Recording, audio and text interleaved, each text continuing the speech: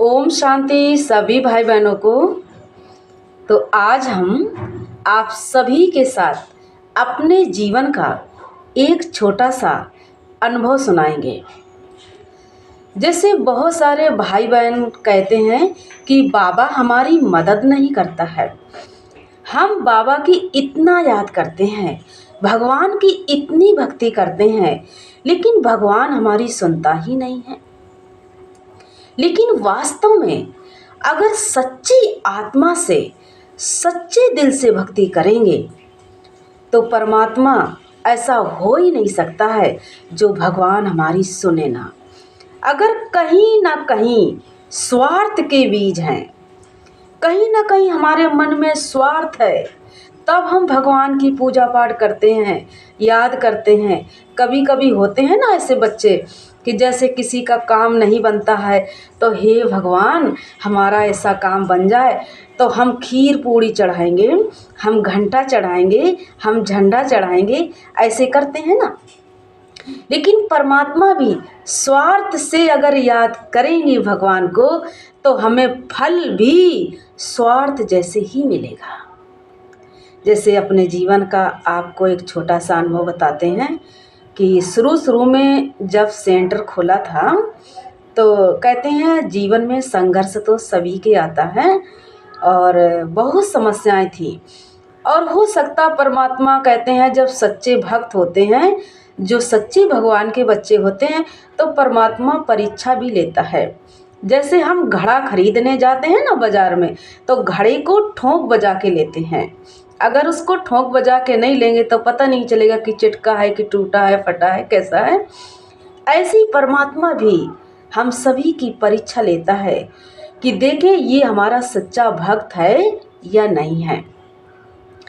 तो एक बार क्या हुआ कि कुछ समस्याएं ज़्यादा थीं जब सेंटर खोला था, तो हमारे यहाँ खाने के लिए ज़्यादा कुछ नहीं था और सामान भी कुछ नहीं था, क्योंकि घर से भी सहयोग नहीं मिला था जब बाबा के बच्चे बने थे, और लोगों का भी सहयोग नहीं था, भाई बहनों ज़्यादा जुड़े नहीं थे। तो एक दिन क्या हुआ कि थोड़े से चावल थे, तो वो मैंने बनाया और बना के मैं खा रही थी, बाबा को भोग भी लगाया और बाबा से कह रही कि बाबा सूखे चावल हैं, कैसे खाऊं। तो ऐसे थोड़ी मतलब ऐसे अनुभव मेरे अंदर चल रहा था। ऐसे बहुत अनुभव हैं बाबा के साथ। तो थोड़ी देर बाद ऐसे एक गली में एक व्यक्ति आया, वो दाल बेच रहा था।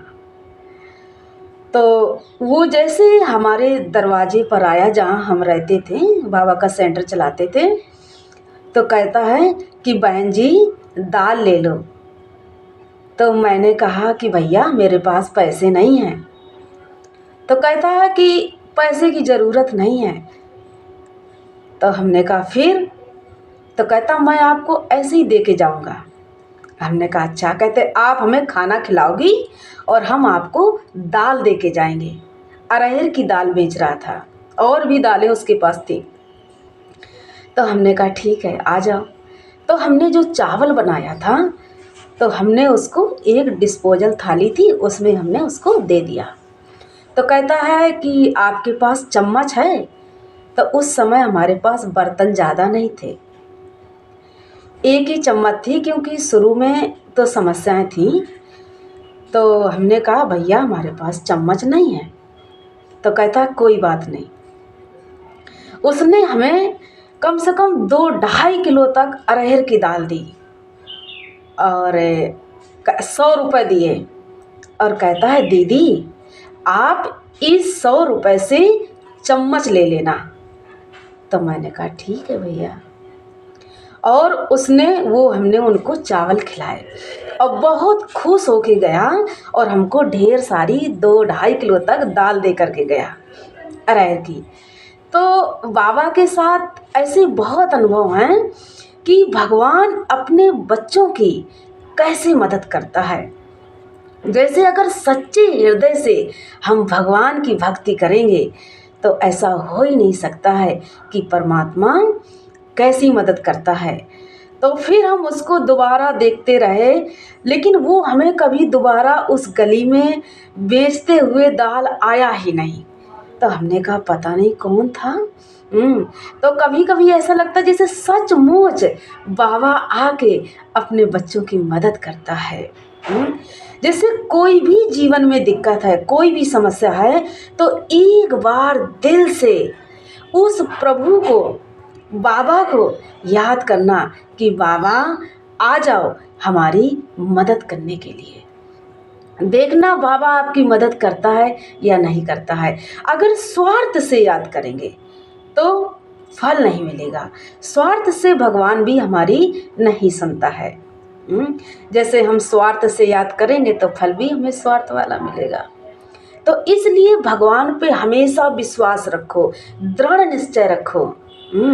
अगर दृढ़ निश्चय है तो माया कितनी भी हमें कमज़ोर बनाने की कोशिश करेगी, लेकिन हम कमज़ोर बन ही नहीं सकते हैं।